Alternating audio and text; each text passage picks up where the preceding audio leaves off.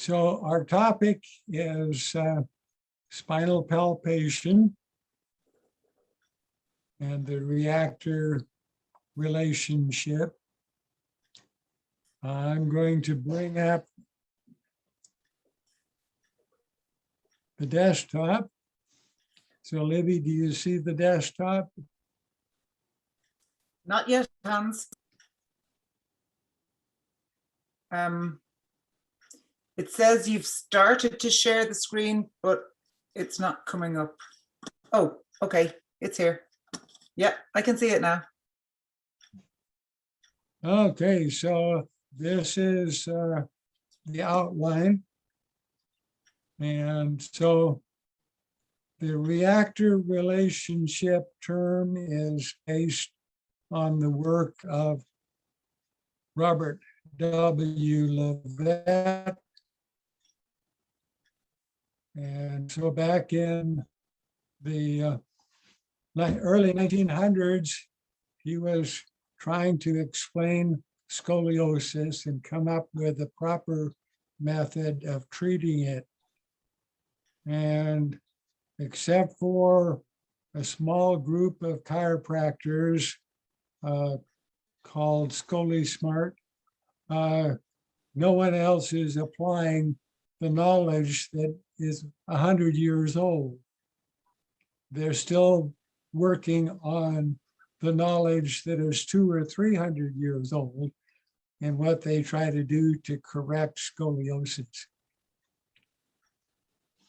So he had to elaborate on the methods of being able to measure spinal movement, sticking pins in bones and seeing how they moved. And he demonstrated the mechanical induced movement and the nervous system induced movement were just the opposite. So in this little book published in 1922, okay, he demonstrated that by putting a person on a chair that could be tilted to a certain angle, that the spine would curve to keep the head upright. Taking a very similar person that had just recently died and the muscles were still alive, but the nervous system was dead. When they tilted the chair the same degree, the curve would be the opposite. So the movement of our spine, you see, depends on the programming in our nervous system. It's not something that's happening independent of our nervous system. Okay. So this is the way he explained the lateral curvature of the spine. The dorsal region, which we call the thoracic in our modern terminology. Dorsal refers to the fin, for instance, on a fish. And so that's where the term was adopted, the dorsal region. So this is what he said: rotation is accompanied always by side bending, the lateral curve being convex to the side away from which the bodies of the vertebrae turn. So in a rotation at the top of the column to the left, the lateral curve is to the right and vice versa. So in other words, if your low back curves to the right, the upper back curves to the left in order to correct for it. Okay. Okay, so in the lumbar region, then the rotation accompanied by side bending in contrast with the opposite rotation occurring in side bending in the dorsal region, is what he stated in his next segment. So in my work with chiropractic x-ray, I learned this as Levet's law. And whenever there's a deviation from Levet's law, where vertebrae are rotating in the opposite direction from what they should, according to this law, that would create pain. And so the interpretation of an x-ray was Levet positive, that the rotations of the vertebrae were the way Levet described them, or Levet negative, where there was a rotation counter to what the law stated, and this would be very painful, or Levet neutral, where there was no rotation in the spinous processes of the spine. And that generally was not as painful as having a negative or reversed rotation. So a chiropractor, of course, diagnoses and treats a subluxation. So Libby, do you know what a subluxation is? I knew you were going to ask me that.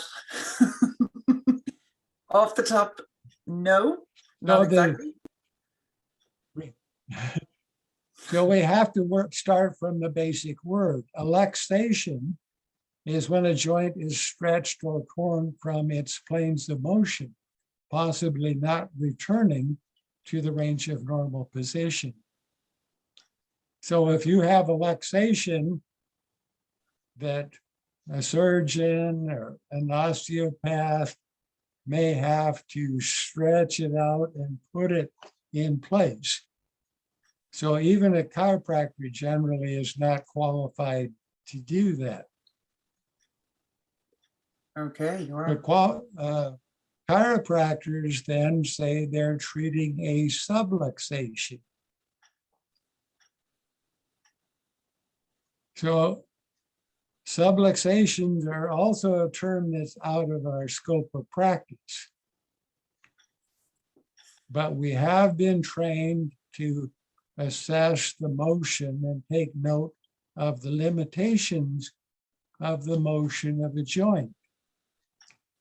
So is that something you learned in school, that you had that as a qualification? Subluxation, definitely not. You could assess that. You could assess the movement of the joint. Yes, yeah.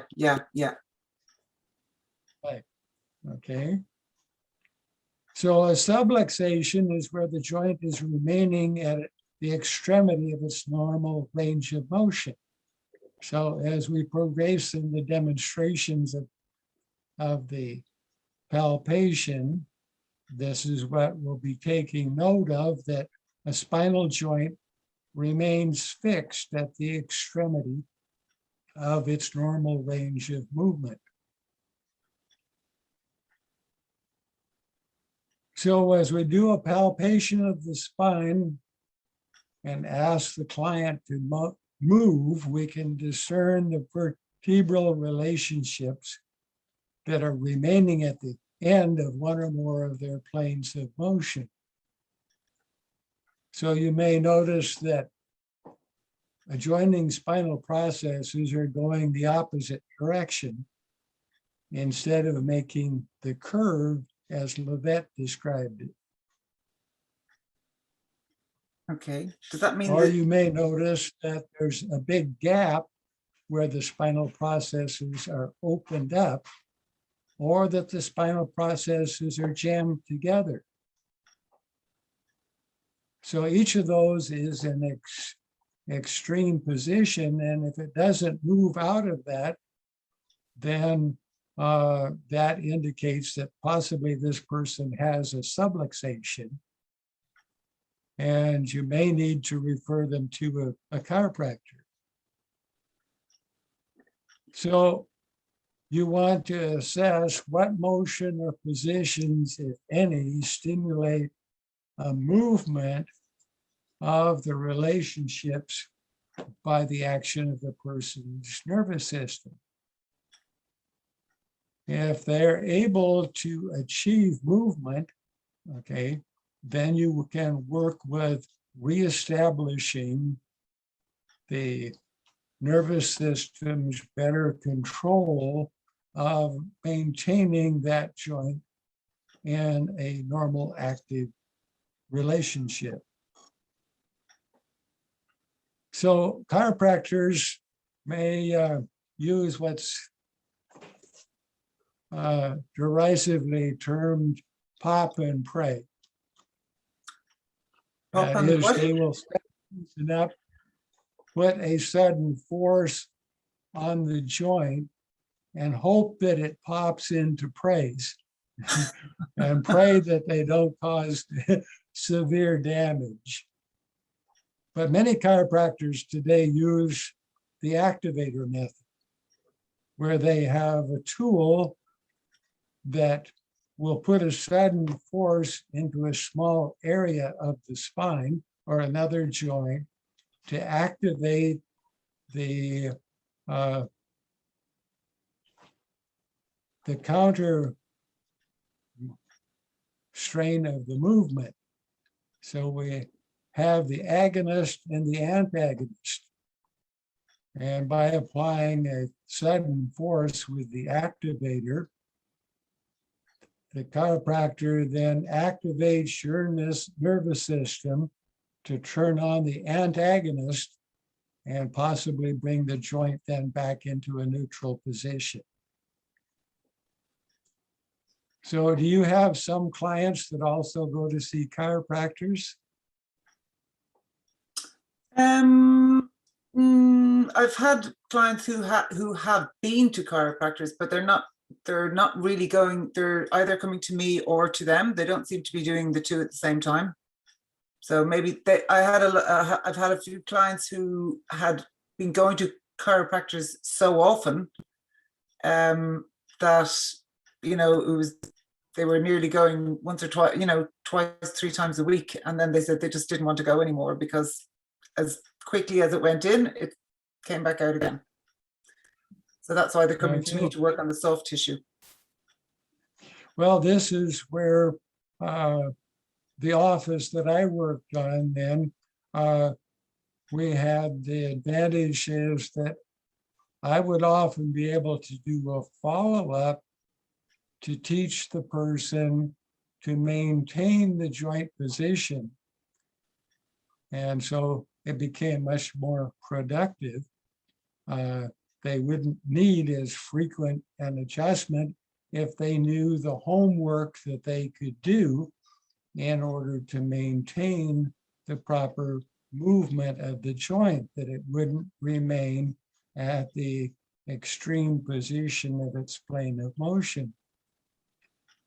But an interesting thing is, if you have a client that's receiving the activation treatment by a chiropractor, and you communicate with them, well, what did the chiropractor do? Where did he use the activator?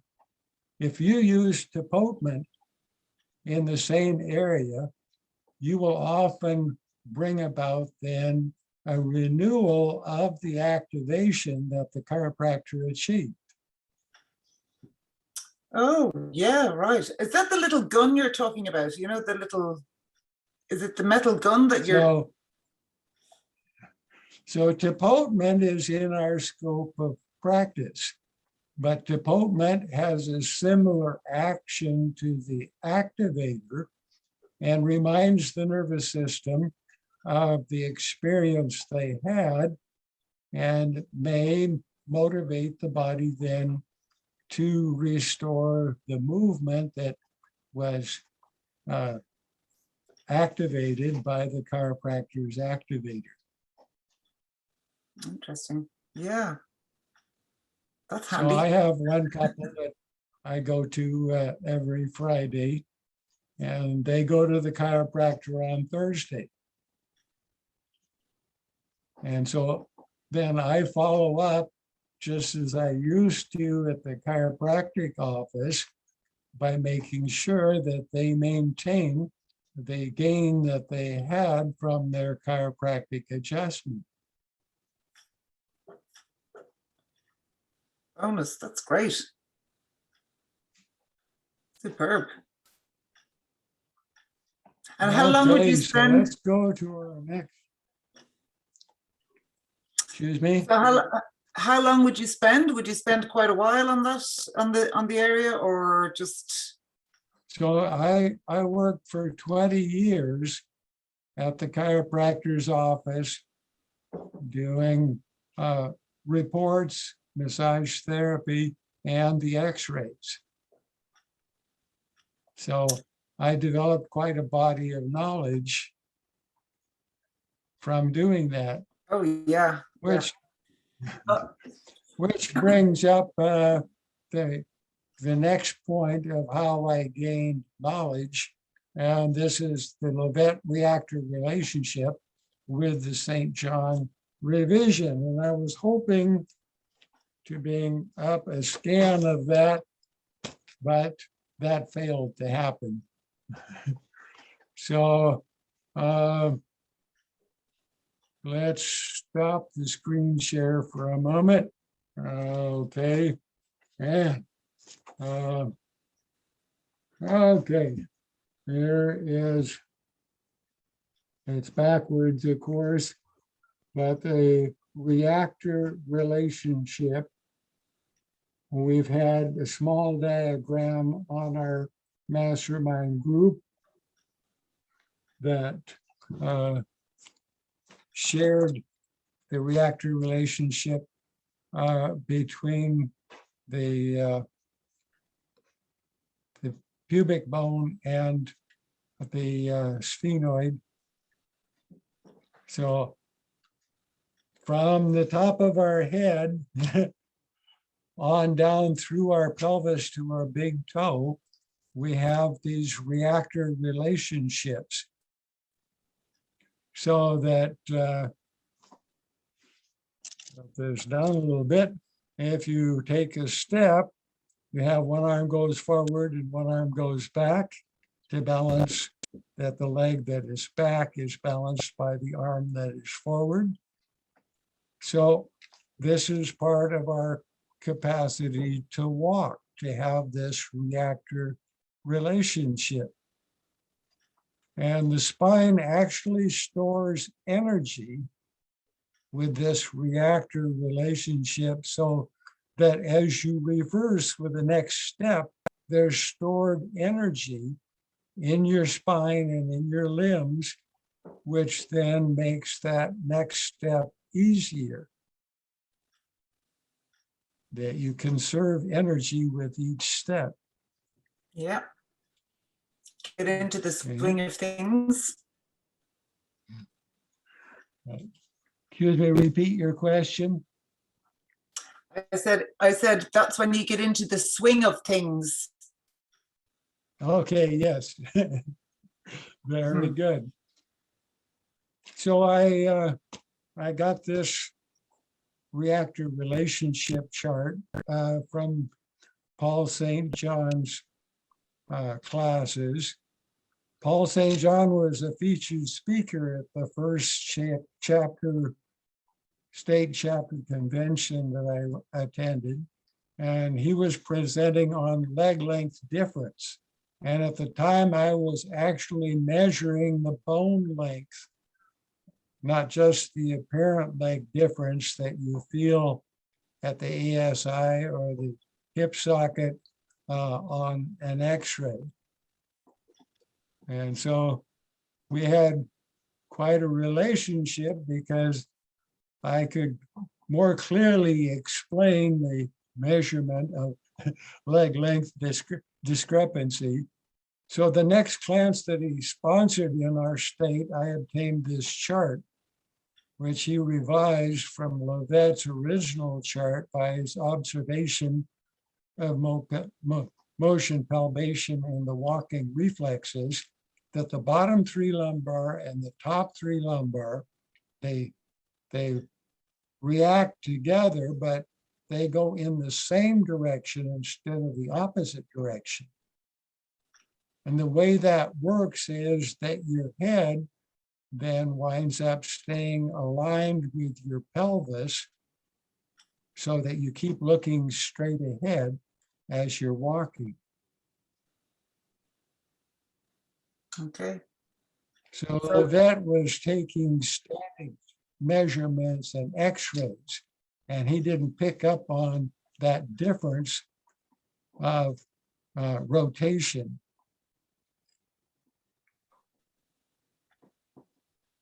So there are some reflex actions that motion palpation can discern and take note of as to the symmetry, the quantity and quality of the motion, and then our clinical thinking as to what methods you have that may stimulate an improvement of a lack of reflex action. So this is what you're trying to achieve, is first of all, determine the symmetry, quality, and quantity of motion that's happening in the spine as the person is moving. Then you begin to formulate a treatment plan according to your knowledge and capacity that you have to use the treatment methods that you know to help that individual. Okay. So, Hans, did you find many cases of leg length difference, or was it mostly in the tilting of the pelvis where people thought their legs were different lengths, or is it so that it's common? yes, that's an excellent question. And the answer is that the majority of cases are what is called functional leg length difference, where it's dependent on the nervous system adapting the position, like you said, of the pelvis, the rotation of the femur. So the position of the jaw in the superior portion of the femur changes the height. Also, the arch of the foot can adjust the leg length difference. And I'll get into that in a moment here. And so, yes, the majority of the cases are, if it is an actual bone leg difference, it's usually only 1 or 2 millimeters, and the body is learned to adjust it, usually in the arches of the feet. Makes sense. And so that, Sorry. okay, before I go into that, then I'm going to go ahead and share the experience of measuring the leg length difference. So we had a radiologist, okay, one who takes and measures x-rays and makes reports, came to us to get an x-ray because none of the facilities that he worked had a full spine cassette to be able to take a 64-inch long picture to get all of the length in at one time. And he had heard from the orthotists, the ones that make insole adjustments for people's shoes, that we were working on the same project that he was to develop orthotics. And so he came and asked if we could take the x-ray. So I carefully positioned him standing on a stool so that I could see from the sole of his feet to the top of his hip sockets. and everything was perfectly in alignment. But when I took out the big ruler that I had that had 2 pointers, and so the 2 pointers could be pointed right at the x-ray and measure the exact length of the bone, that his tibia was 6 millimeters shorter on the right side than it was on the left. Wow. And he had lowered the left arch 6 millimeters in order to keep his body in alignment. Wow. So he was a runner for his recreation, is that he would do distance running. And when he would run, he would develop pains in either his foot or his knee or his hip. And so it seemed like he had a leg length discrepancy, but just measuring at the height of the hip sockets and the position of the pelvis didn't show any discrepancy. Wow. But the symptom was there. And so it took an exact measurement of the bone in order to establishment. So then I sent him back then with that information to the orthotist. He made a 6 millimeter insert to go in his right shoe. And then he was able to run competitively without any pain. Wow. 6 mils. That's quite a bit, isn't it? But many people, when they have a leg length discrepancy, they compensate for it by the rotation of the pelvis or the scoliosis tilting of the spine, or a combination of those. Sure. Yeah. Yeah. That would make sense. You would do, especially for 6 mils. But the failure of having symmetrical movement in the spine can also then create the necessity to hold a scoliosis pattern and the corresponding rotation of the pelvis. Hmm. So we, need to use our critical thinking to figure out what the case is. Yeah. Very good. So let's go back to my screen share here. And so these are the questions I'm going to ask after we watch the video. And so let's find my, okay,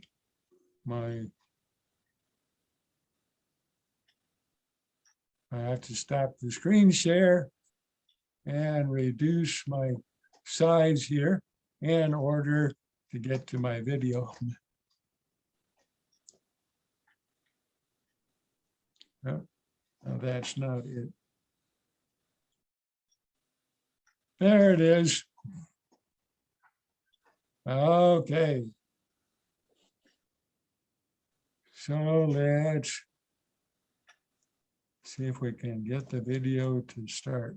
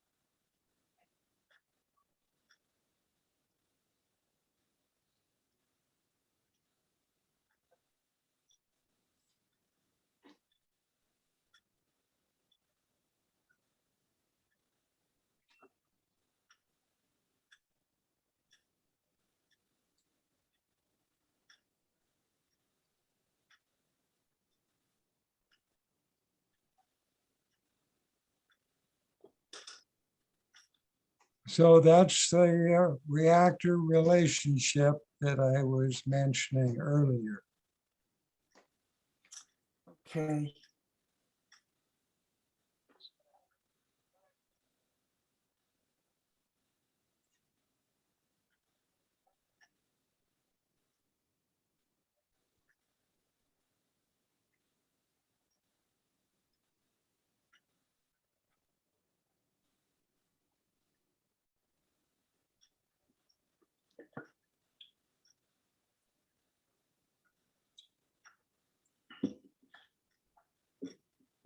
So in other words, as I'm palpating down the neck and up the lumbar, that there's a corresponding relationship in the rotations of the lumbar and the cervical vertebrae.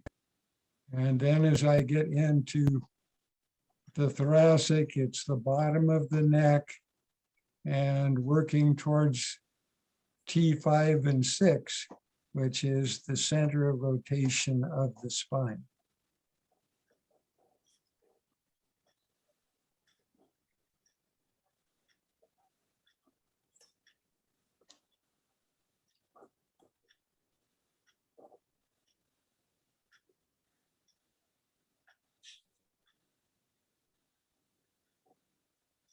So would it, if the lumbar and the cervical are working in unison with each other nearly, or doing the same thing, would it be that the thoracic and sacral be doing the same thing? Would it be similar? Well, I know there's not as much there's not so much rotation. Thoracic T5, T6 is, you said, is the center of rotation. But would there be So similar? the center of rotation, where they're going in opposite directions to accomplish the curve, is at T5 and 6. Okay. So corresponding, which I'm going to be talking about now, the corresponding movement at the lumbar thoracic junction, the corresponding movement is at C5 and 6, because the numerical relationship counting up the lumbar and down the cervical, okay, when you get up to the first lumbar, that's 5 cervicals down. Okay. Okay, so one of the most common complaints people have in the neck is that C5 and 6. Yeah, rotation. In automobile, go ahead. Rotation. Rotation, injury, degenerative condition. Okay, so what happens in a whiplash injury is that the head, first of all, doesn't go into motion when the body does. And then it doesn't stop when the body stops. So you create a sprain strain. And so Lawrence H. Jones' counter strain comes into play, that the body is constantly a reaction to that sprain and straining back to try to correct for it. And the nervous system then remains active.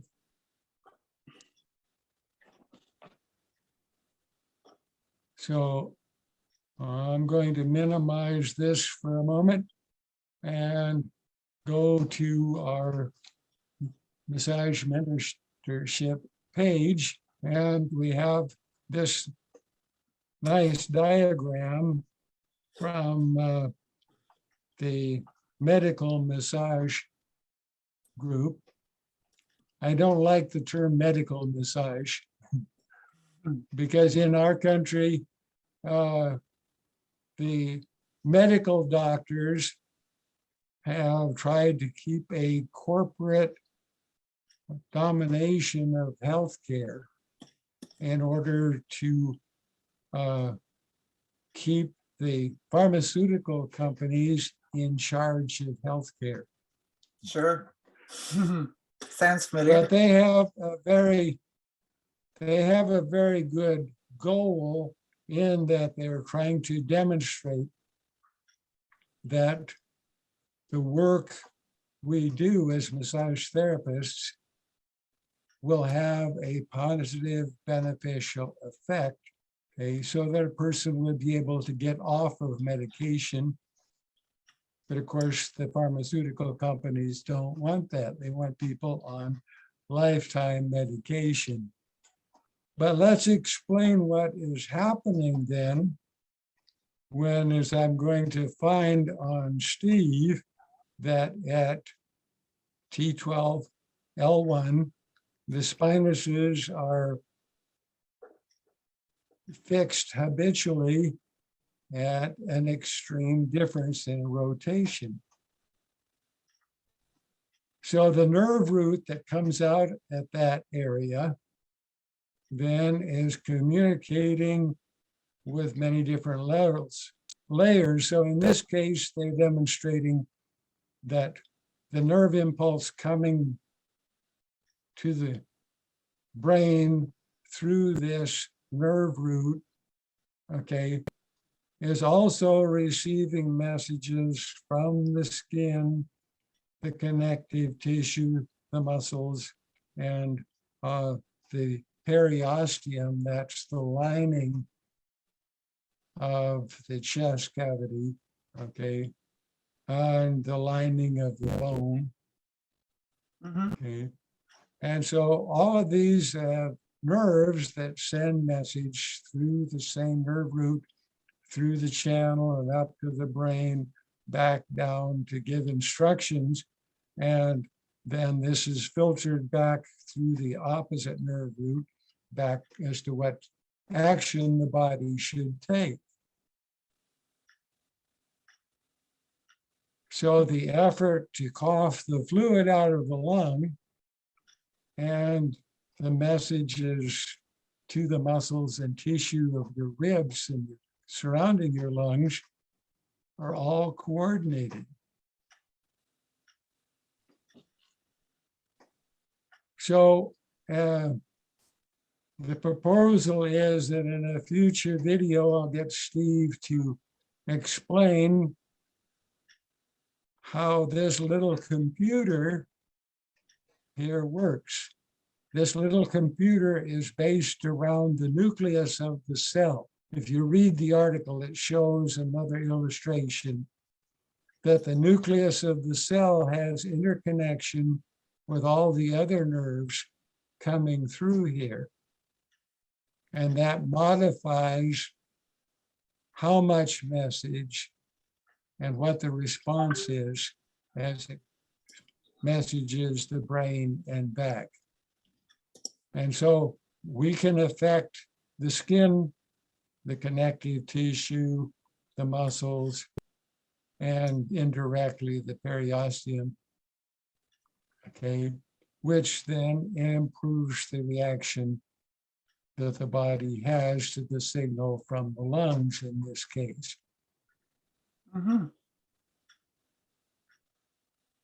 Yeah, I didn't have a chance to read that article. Actually, I didn't.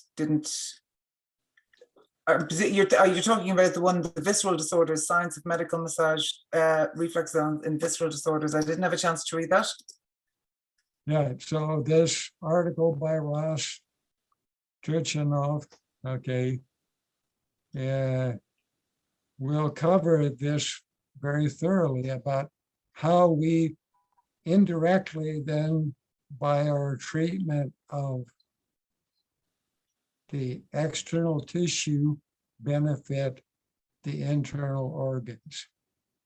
Yeah. The irritation from the internal organ also then, because it occupies so much activity of this computer, interferes with the response of the tissues that we're working on. Yeah. So we might find that the case that I'm going to be demonstrating with Steve, that the symptom is actually caused in some cases by a problem with the gallbladder. Oh. And the constant signal from the gallbladder is interfering with the response of the tissue on that side of the body.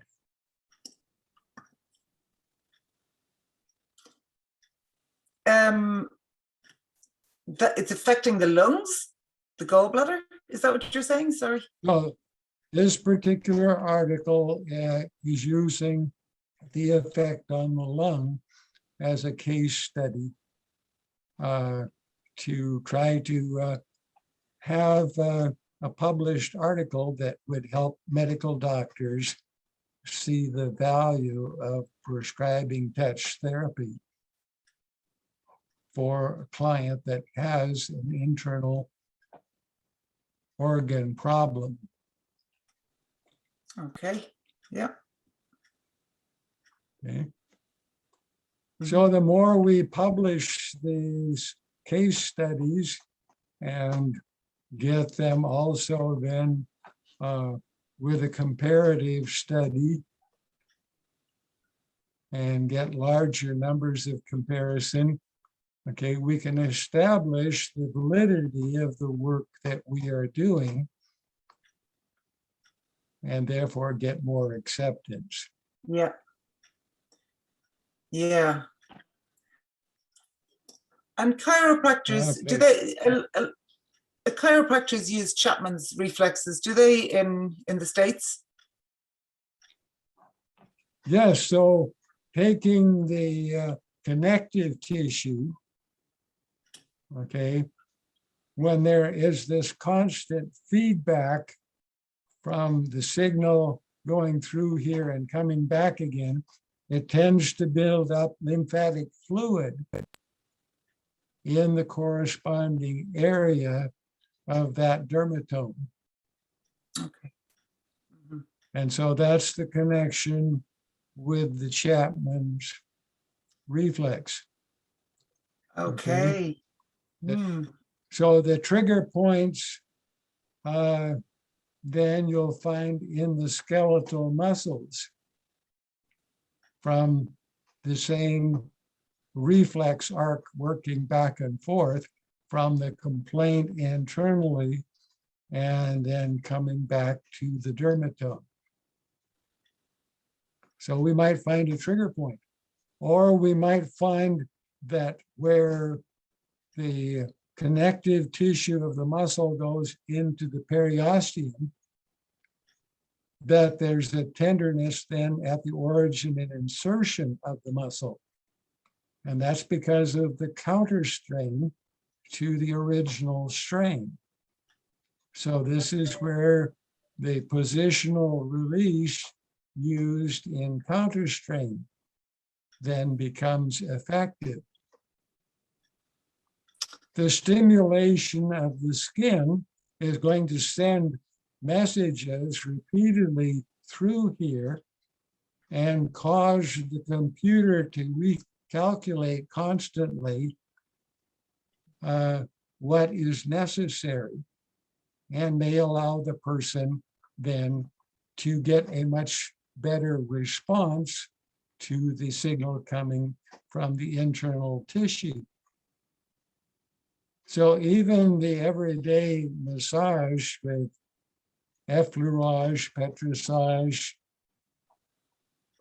jostling, depotement, okay, all of that, you see, is affecting these different layers of messages which are correlating with the message from the internal organ. It's all coming together, Hans. It's all coming together. Okay. Yeah. So Fantastic. this, understanding that that's the effect of our work is to elicit a better response from the nervous system that we're able to activate then a change which may help related conditions affecting the nervous system internally where we're not necessarily working. Okay, so this group of medical massage, the Barrel Institute teaches this coral organ treatment. It's all based on this same understanding of that when we're touching people, we're communicating with the nervous system. Absolutely. Yeah. So let's go back to our video then and start that back up.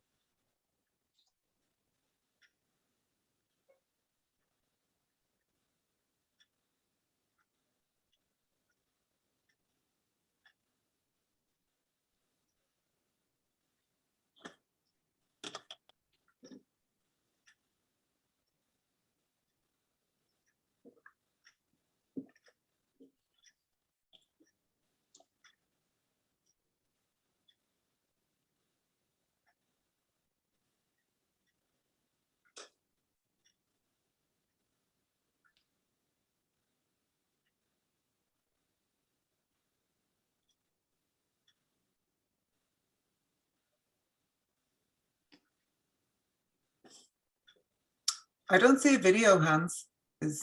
Are you? So you'll notice that I found then in harmony with the reactor relationship chart that starting between L1 and T12 and on up through 11 and 10, that there was stiffness in reaction to the discrepancy at L1 and T12. And I had the corresponding problem in the cervical and spreading down into C7 and T1.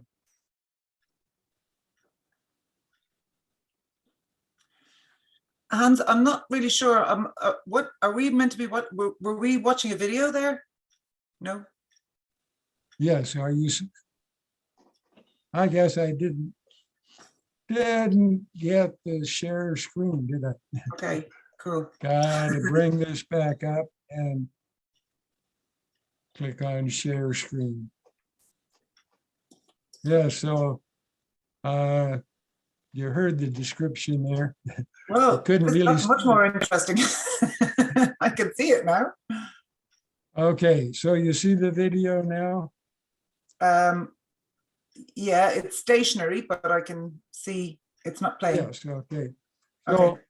I'm going to go on and show the muscle palpation that I observe along with the spinal palpation.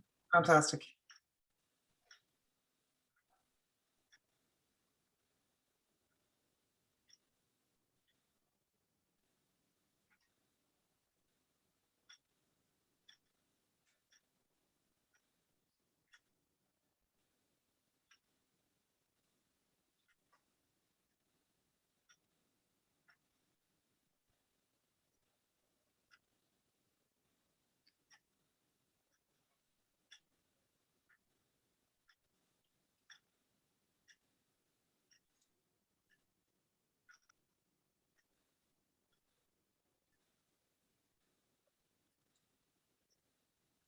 So you may be able to observe here that the left side is higher than the right side. Yeah. Okay. And actually on the front, I hope in a future video to actually show you what the condition is that his primary complaint is and what's happening on the front of the body. Okay. But then this difference in muscle tension is part of a response to a historical condition of an injury that he had. And I'm going to stop the video here and do the rest of the video in another presentation. Okay. Yep. Okay, reduce this and close this, and we'll go to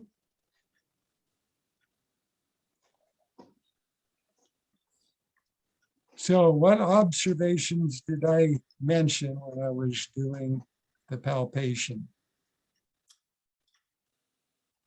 What observations did you, his left-hand side was higher than the right, Yes. and he had, And as I was doing the palpation, I found a difference in the angle of rotation at T12L1. At the conclusion there, we found that the quadratus lumborum was activated differently on the left and the right. okay, Okay.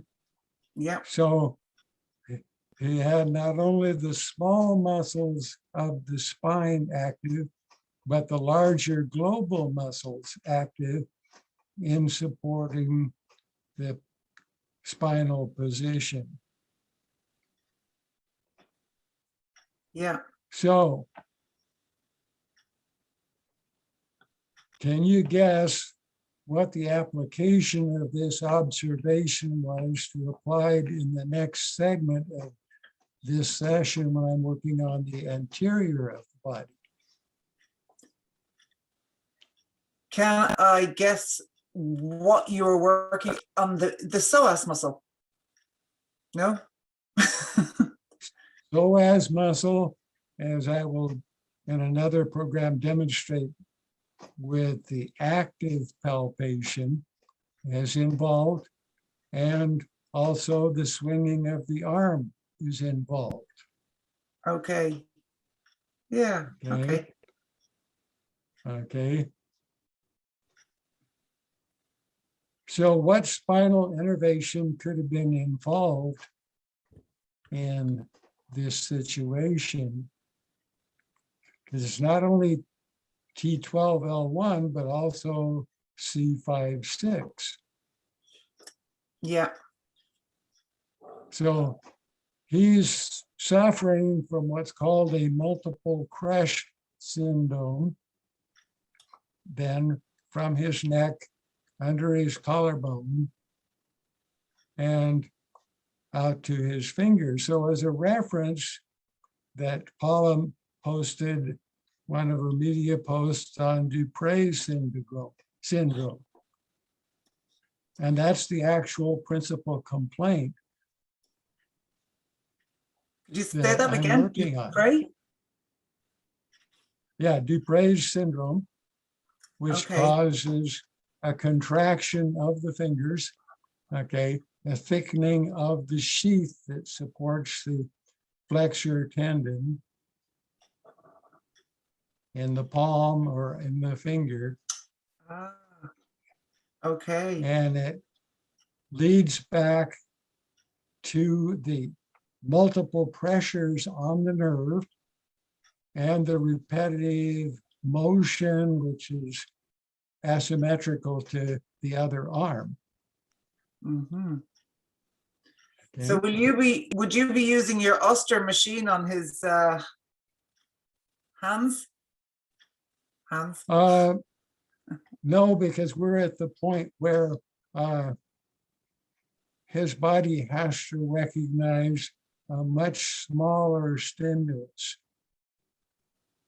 So I'm not using that heavier stimulus that comes from the vibrator, but he has his own vibrator and his own magnet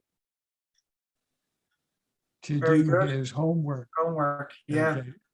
Okay. So would you like to see the actual treatment video?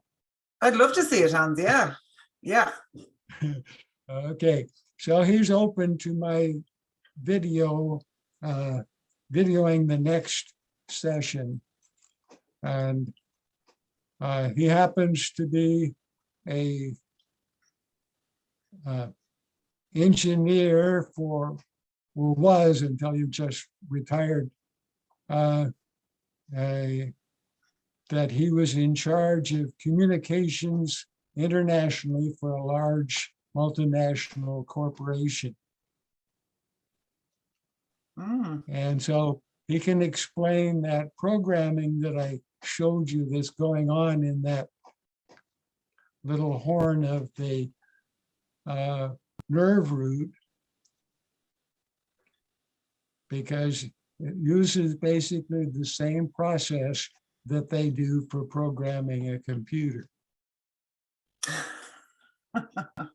Clever. So he understands. So the goal is to, right. So the goal is to have another session where, you know, he can explain how he can understand what I'm saying based on what he knows from the From way his a job. computer works. Oh, that's great. That's fantastic. Love when it all comes together. And he won't mind you doing a video, will he not, Hans?